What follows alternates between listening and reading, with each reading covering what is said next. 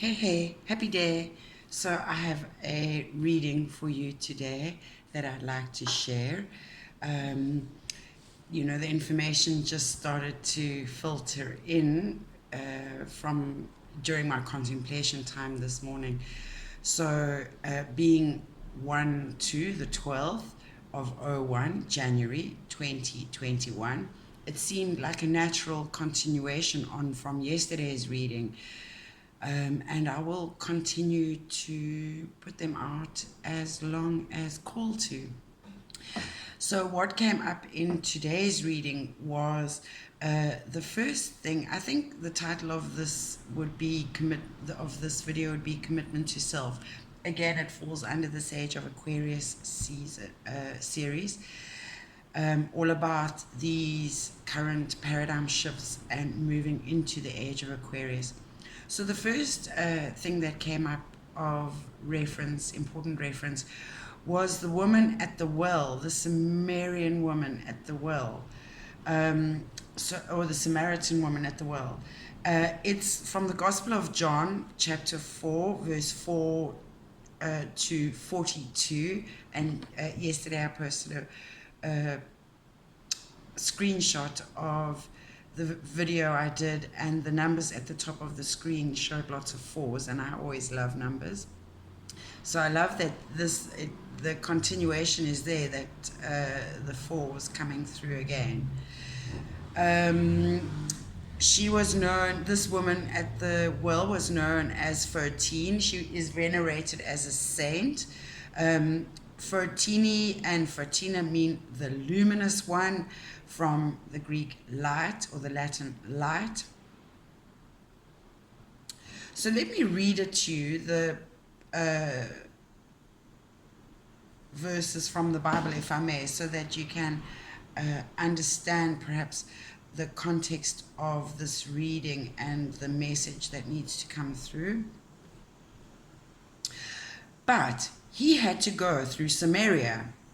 So he came to a Samaritan city called Sychar, near the plot of ground that Jacob had given to his son Joseph.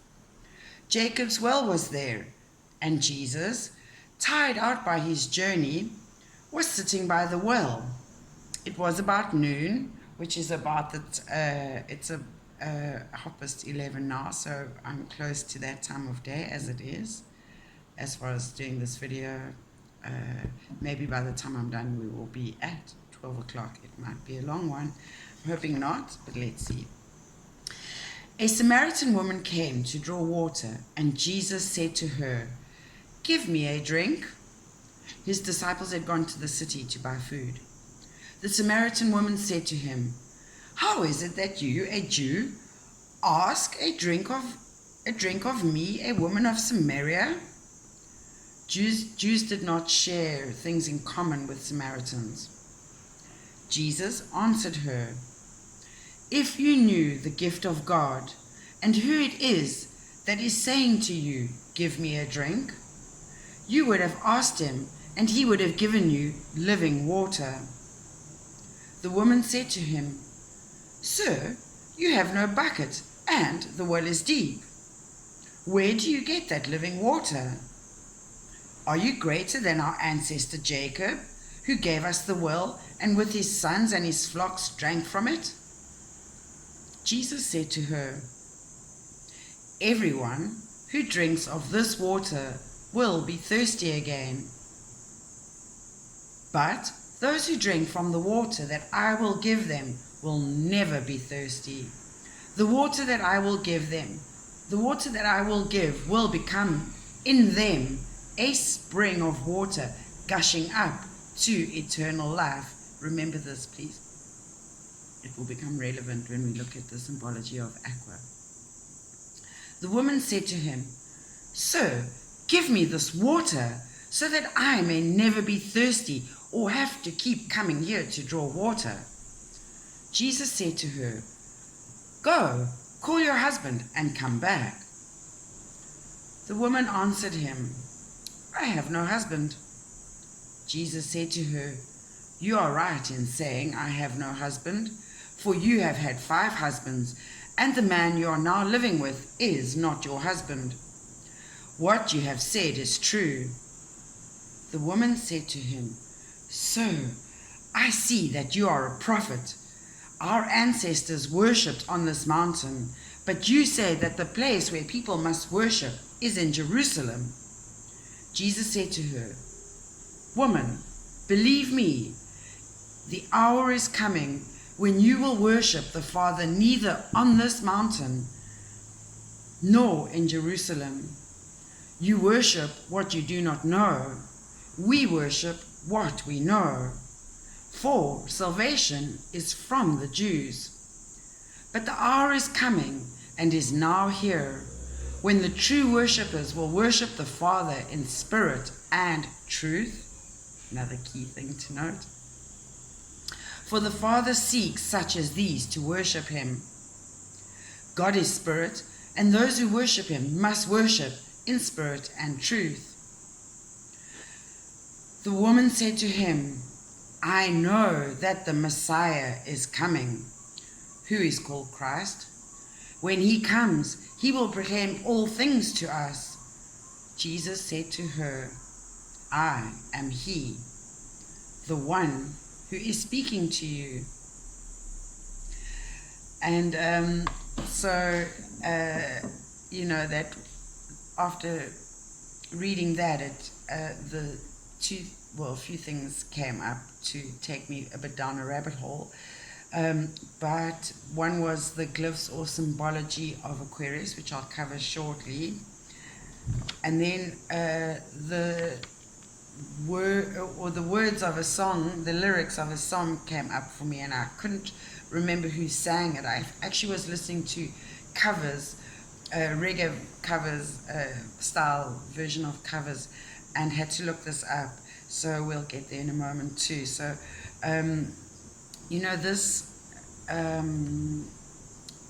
these verses from the Bible and this lesson has to do with the paradigm for our engagement with truth, which is really a Age of Aquarian thing. So one of the key things that, if I can repeat a phrase that came up, you worship what you do not know. We worship what we know. This passage is often considered to be the water of life discourse, and it forms a complement to the bread of life discourse. By the way, this woman, she was a witness. She not only drew water from the well, but she also did a lot of good. That's why she's venerated as a saint, because she was greatly responsible for alerting people to JC's mission and his prophecies, and also basically his presence. And she drew a lot of people to him, so that's why she's considered the luminous one. She's remembered on the fourth Sunday after Pascha, which is Greek or Latin for Easter, which is commemorating the resurrection of Jesus from the dead. And I have referred to, from time to time, the judgment card, and I believe I even mentioned in yesterday's reading about there's a deep resurrection and transformation going on. So let's quickly have a look at the symbol or glyph for Aquarius. So that is usually 3 wavy lines, or it depicts a person holding a container that water is flowing out of. So those wavy lines can be considered the flow of energy, so wavelength. It's the waves of water or air or energy, frequency, and electricity. The traits of Aquarius, the water bearer, is about teamwork, groups, social justice. So there's your justice. Technology. It's about being humanitarian, and it's very future forward thinking. They're lofty but fixed, quite stubborn. They're one of the fixed signs, Leo, Scorpio, and Taurus. They're they're the rational thinking sci-fi brainiac. They are friendly and eccentric because of the Uranus planet influence. But they're also cool, emotionally detached, and have very casual connections. The symbol is depicted by matter, which is the cross over spirit, the circle, and when the two semicircles intersect, they become receptivity. And this brought up the triad of body, mind, and spirit. And that the word well-being came up.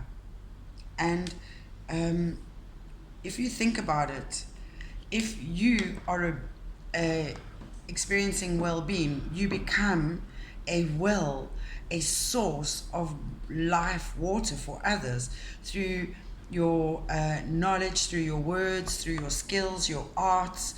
You can delight others with your artsy, crafty ways of living. So really, by treating yourself as a taking care of yourself, body, mind, and spirit, making sure that you keep your waters clean. And what I like about this is if you need wellness coaching and you want to learn how to, in effect, do these metaphysical things in the physical, then certainly I'm able to help guide you through supporting detoxification processes, boosting the immune system, getting rid of parasites, eliminating candida, improving, repairing and restoring gut health, and improving thus digestion and assimilation, and reducing inflammation, managing stress, anxiety, addictions, depression. So I'm able to assist with all these matters with a body, mind, and spirit approach. And really, when you do that in your life and not just focus on one aspect too much and get the balance between the three, you get, once you get that pyramid turning, it becomes a circle, it creates a circle, and you create the wheel of life in effect. And when one is low, if you have at least two other corners strong, they can still support the whole. So that's about cooperation too. So yes, it's about being the well, and also perhaps if you're going to be giving waters in the way of words, then make sure your waters are clean with truth. And what's lovely is that the crystal alloy amazonite for personal truth came up, so we will cover that a bit more. Let's go on to the song that came up. So the words of the song that struck me was stuck in a moment you can't get out of. And then I remembered it was a U2 song. So I would like to just read some of the lyrics to you. And what is lovely is that it matches up with one of the cards that came up in the reading today, which is the Four of Pentacles. And like I said, fours have been coming up because they are about building. The whole of last year, 2020, was really about our foundations being stripped bare, and our ideas of what we thought we need and want were adjusted and reconfigured. So we got down back to basics. We really had to look at what our skill sets were, what our resources are, what birds did we have actually in hand, not which ones were coming home to roost, because that's not real. What's real is what you have right here, right now. And again, I say this all the time, there's a neuro-linguistic programming kind of phrase that says start where you are with what you have now, because everyone is always doing the best they can where they are at with what they have at any given time. So it's about if you want to really be constructive in your living, then what we need to be doing is replacing any negative thoughts with rather thanks for our many blessings. So rather focus on what you do have and give thanks for that, and what you would like, give thanks for that, because that is attracting and manifesting, and where your attention goes, energy flows.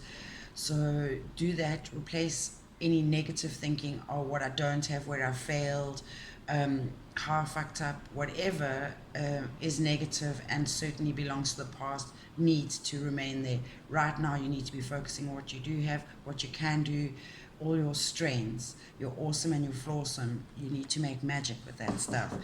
And 7 is about, this was the first card that came up, it's about 7 is a bit like making choices, making decisions, expanding outwards. So once something is birthed, what can you do with it? I also love that there is the flow of water, so, and you standing between it. So there's your balance. We are creating boundaries, or we've created boundaries, letting go of what no longer serves us, toxic situations, habits, places, people, ways we spend time. So that is in the past. We've been building towards a more stable foundation, home life, family life. So let's, with this card in mind, and I guess with the next one that came up was and I love how the King of Wands, he's the manifestor, he's actually looking at the 4 of Pentacles, guys. So it's like, what can I manifest with what I have? What's solid, secure here now? And what can I imagine, dream, and passionately create from this solid foundation? And so let me read you the words from this stuck in the middle, because perhaps some people, in a sense, are in that time, space, place. So it says, I'm not afraid of anything in this world. There's nothing you can throw at me that I haven't already heard. I'm just trying to find a decent melody, a song that I can sing in my own company. I never thought you were a fool, but darling, look at you. You got to stand up straight, carry your own weight. These tears are going nowhere, baby. You've got to get yourself together. You've got stuck in a moment, and now you can't get out of it. Don't say that later will be better. Now you're stuck in a moment, and you can't get out of it. It reminds me of Dr. Seuss, The Waiting Place, in Oh, the Places You'll Go. I will not forsake the colors that you bring, but the nights you filled with fireworks, they left you with nothing. I am still enchanted by the light you brought to me. I listen through your ears, and through your eyes I can see. And you are such a fool to worry like you do, oh. I know it's tough, and you can never get enough of what you don't really need now, oh my. You've got to get yourself together. You've got stuck in a moment, and now you can't get out of it. Oh, love, look at you now. You've got yourself stuck in a moment, and now you can't get out of it. Oh, can you? I was unconscious, half asleep. The water is warm till you discover how deep. I wasn't jumping. For me, it was a fall.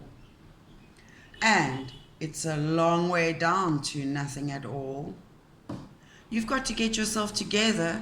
You've got stuck in a moment, and now you can't get out of it. Don't say that later will be better. Now you're stuck in a moment, and you can't get out of it. Or can you? And the night runs over, and if the day won't last, and if our way should falter along the stony pass, and if the night runs over, and if the day won't last, and if your way should falter along the stony pass, it's just a moment. This time will pass. So that's quite special, and I think the takeaway from that is it's just a moment, and this time shall pass. So if you're finding any stuckness in life, anything holding you back, limiting you, perhaps it's you who needs to unstuck yourself. But perhaps too, as we heard yesterday about finding balance between activity and rest, this destiny card number 13, time alone, from the sex suit, which is about passion, creativity, came up. It's about sacred space. You are the sacred space, and finding time alone, and you are living a sacred life. Finding time alone with your thoughts, contemplation, is really important.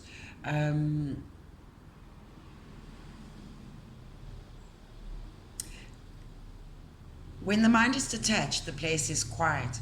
I gather chrysanthemums under the eastern hedgerow and silently gaze at the southern mountains. The mountain air is beautiful in the sunset. I drink of it as from a snow-fed stream. It purifies me, it strengthens me, it calms me. It becomes a river within me. Its tributaries refresh and renew sinew, bone and marrow. It is one with my blood. In time, it becomes a torrent, to be summoned up as a storm upon the mountain. This torrent is the fuel of life. It is called by the masters of Chi, and it's Dao, or Dao, from Dao. So there again, you've got the confirmation about being the well of clean waters, certainly of spirit and mind. Be refreshing. Then the next reference that came up, perhaps that I should tackle at this point, is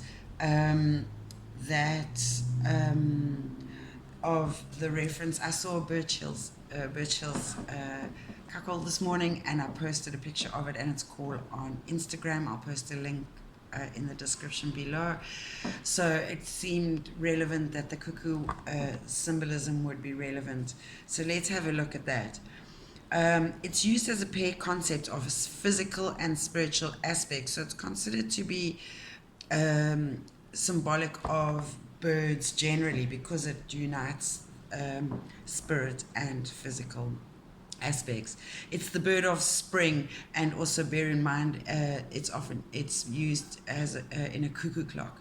So cuckoo, it's time, cuckoo, to mark certain hours or times we need to pay attention to, perhaps.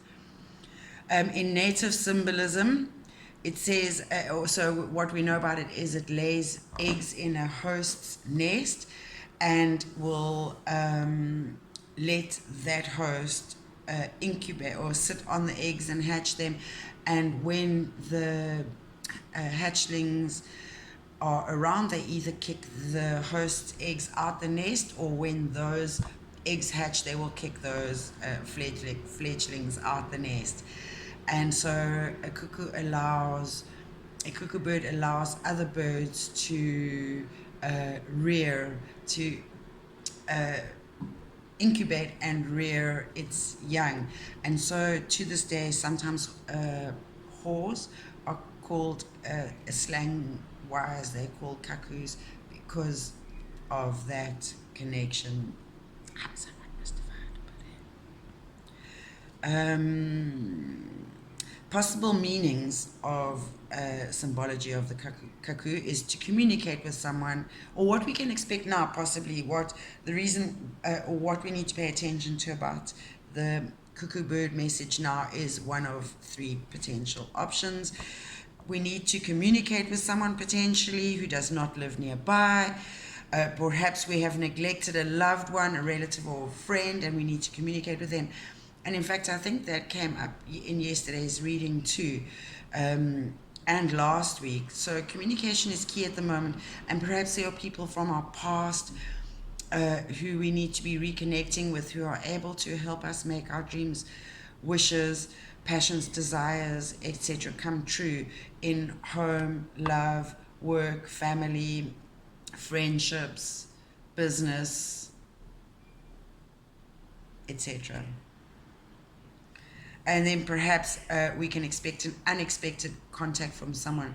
And there has been talk, and that card did come up last week, and I hear other tarot readers talk about the Six of Cups, which is about someone returning from the past, possibly. It also said that the cuckoo bird is too busy playing to spend time doing hard work, like sitting on her eggs and rearing her young, all that effort to feed them, etc., getting food and feeding them. So she lets others do the work. So it's both clever, but it's also perhaps neglectful, and we'll see why, or neglectful of responsibility. So, it's a bit like passing the buck. So it refers to avoiding, offloading, denying responsibility or ownership of problems. And what's interesting about that, in fact, and money, perhaps, and or money. So what's interesting to me about that was I was thinking a lot recently about how, I hear people talk about how often they have to pick up the slack, because certainly, I'm going to use the example that comes to mind that's in my frame of reference because of a recent, conversation, and the fact that it's been reiterated in my marital life, certainly many times. But often wives feel that they pick up the surplus amount of work in their relationship, because oftentimes they are working a job, plus they are responsible for the children, plus they are responsible for the home economics aspects of managing and running a home, the domestic goddess. They're also supposed to step up as an equal partner to their husbands with time, energy, and passion. And then they're also supposed to be self-fulfilling human beings. And often they do carry more responsibility and work and effort, and are left feeling that, and left feeling underappreciated, undervalued. And often actually that's why I think many of those relationships falter and fall apart. And so there is very much the sense of people needing to own up to what you need to do. Take responsibility for your health and your admin and your filing and your stuff. If you need help, it does say here about working cooperatively. In fact, the Three of Pentacles very much shows us that. But so the example I've been giving people recently is where people are lazy with communication. So I'll get a message that says, hey, can you fit me in for an appointment? I don't know who I'm speaking to. I don't know of the many services that I offer. Which one do they want? How much time would they like to spend doing it? How much money would they like to spend? When are they free? There are any number of questions. And what I feel happened is someone decided, oh, you know what? Having a massage would be awesome. Get some information. But they haven't stopped to think about what information they would like to get. So it's about learning perhaps to ask the right questions to get the correct answer that you need to assist you, or to give you the stepping stones you need in life.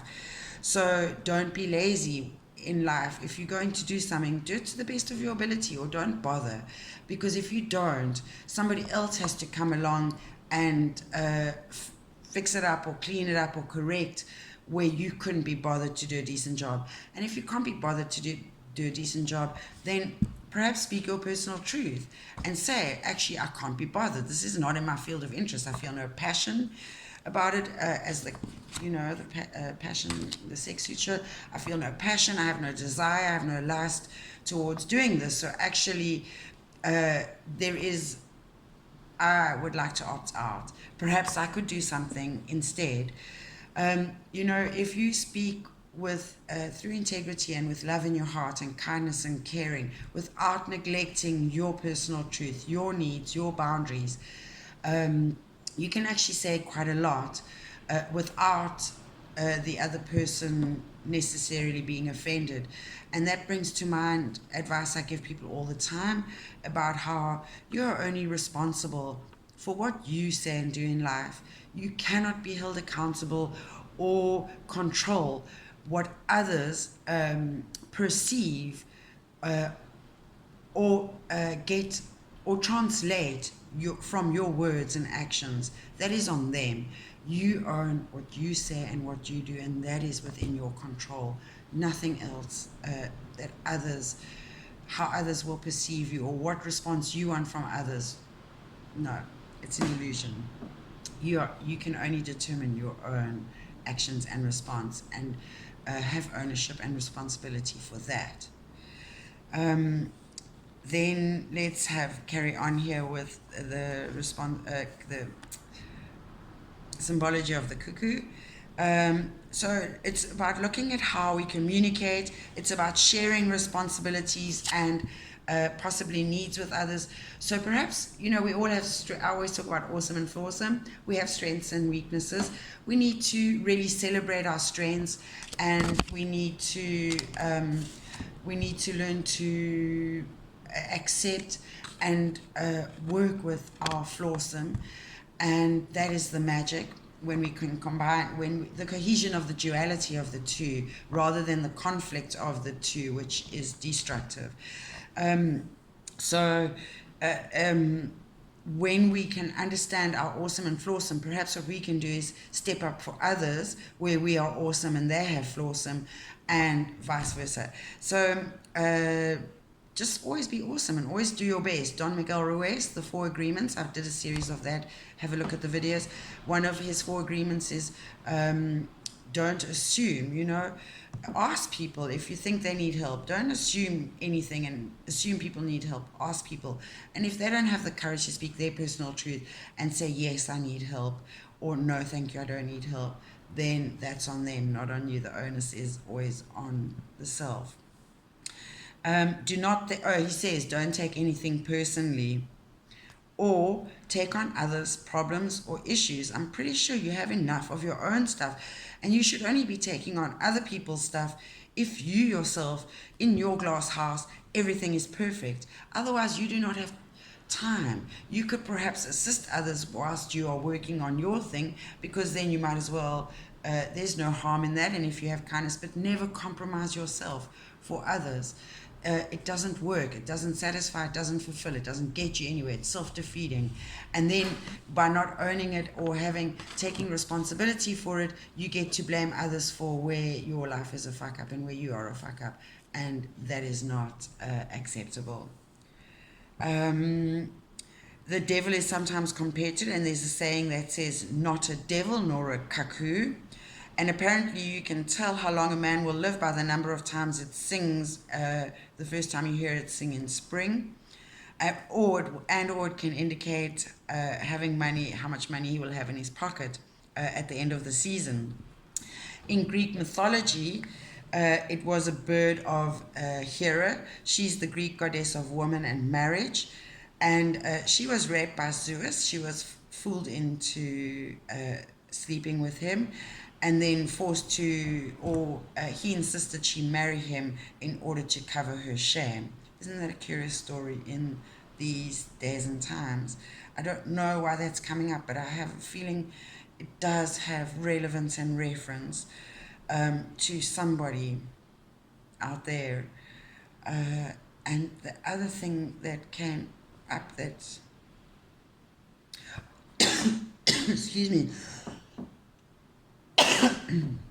what comes to mind when I was reading this, the devil compared, not a devil nor a cuckoo, can also relate to infidelity. Perhaps be aware of infidelity either happening in your life that you're unaware of, a truth needs to come to light about, or perhaps you are considering engaging in such, and to be aware of these potential third-party situations. Perhaps you might not know that someone is married and have an encounter with them. So just be aware of that, and remember to ask the right questions. Are you single? Are you available? Is there anyone in your life who would be negatively influenced by if we got involved or were dating? Are you interested in my sex? Are you interested in having sex? Would you like to go on a date? Where would you like to go? What do you like to do? What interests you? Those kind of things. So I think key is, if you want to get the right answer, you have to learn to ask the right question. It's a two-tone bird call, which is there's the symbol of infidelity, The call or sound can indicate new fate, unfolding of a major event in your life. And we did see that yesterday, the transformations and resurrections, times of resurrection going on. As a signal, it's considered to be protecting you from being caught off guard, but instead paves the way for you to. So perhaps that goes with that infidelity message that's coming up here. Protecting you from being caught off guard, but instead paves your way for you to prepare for the coming of something significant in life. So either way, it's either beware of something so you don't take that course of action, because that will lead you down the repeat karmic pattern you've been following. Perhaps it's time to pay attention to the red flags that push you to repeat your patterning or conditioning that keep you stuck in those habits, relationships, spaces, places, conditioning. You know, it also kind of that prepare the coming of for the coming of something significant in your life. This Three of Pentacles, Pentacles being assets and liabilities, tangible things. So this 3 is when once Heros Gamos divine union has occurred of the sperm and the egg, for metaphorical allegory purposes, you get the fertilization, the egg, which is the birth of something new. And then you've got your triad again, body, mind, and spirit again. Each one is a wheel with a cross in it. You have to find balance within each one of those aspects, and then all 3 of them together create a functional unit.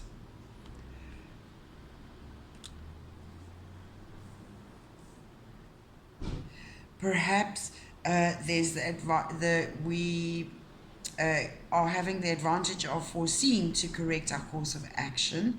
We can make better decisions going forward. Wands being about manifestation, what do we want to create? King being, he's the most senior when it comes to the court cards, so he has rule of his subjects and his court and his kingdom. So you need to be the king of your castle and kingdom, and be aware of what you'd like to manifest. And there is the sign of transformation, the lizard again. He sheds his skin or loses his tail. And I did talk before about how the cat got the tail, but I think by now your tail should have grown back. The King of Wands also is very fire sign, energy of strength and courage. So pushing on through to create the 3, the more, the abundance that we are seeking, because we know what we have, and we know what we're moving forward to what we want to create. And so here's a bit of a spoiler alert. We're going to have success. Isn't that exciting? 12 from the money suit, and we see that money did come up as far as the Cuckoo talked about how much money we'll have at the end of the season. Well, I guess it's all about how much you bang away and chip away, and how much work you put in that will lead you forward through the portal towards something better. Clearly we can't see what's beyond, but we kind of have to trust our knowing. And when you are following your passions and living life fully enthusiastically, then it's all super sweet blessings. And then let's look at furthermore. So perhaps we need to develop skills to listen carefully. So not only need to learn to ask the right question, but to listen more carefully for information that we need. And also not with our ears, also with our hearts, with our knowing. It really is about following our feels, not our sensibilities just with the mind, but our full sensibilities, our sensuality, not our sensibilities. Put your trust only in worthy persons and avoid regret. Reflect upon change in home and family. You need to reflect upon what you have now, what you had before, what you've lost, what you've gained. Focus on what you've gained, not what you've lost. And act with accuracy and certainty. Perhaps both these come into play actually, and also knowing exactly where to chip away. And again, yesterday we talked about the dance of life with the can't remember what animal came up. Anyway, it's about enjoy every step and every moment in life as it changes and with each new fate. And it's like Amor Fati. You don't always get to choose what happens to you, but you do get to choose your response and your reaction to what happens to you and what's going on around you. So you do have a lot of control over that, but not on what's going on outside of you, around you. It may show the fulfilling of conditions in life and brings fortune. So that covers the cuckoo. And I'm going to do the personal truth crystal alley card as a separate on its own, if you don't mind too much. But I wanted to have a quick look. Welcome to my home. So number 13 is about exercising power, and the King of Wands is very much about that, exercising power. You have recognized your ability to influence and change your life. You contemplate how to exercise personal power for the good of all. You become one with the universal will and no longer see yourself in isolation. You understand your role in the greater community, and remember that's an Aquarian thing, is that humanitarian and community aspect. And then 12, belief in yourself. In finding your center, your belief in and commitment to your chosen path allows you to demonstrate courage. You make choices that result in happiness. You are dancing with life, and it is dancing with you. I love how across all these different cards and mediums and messages, the same things keep coming up. I'm sure you're hearing them.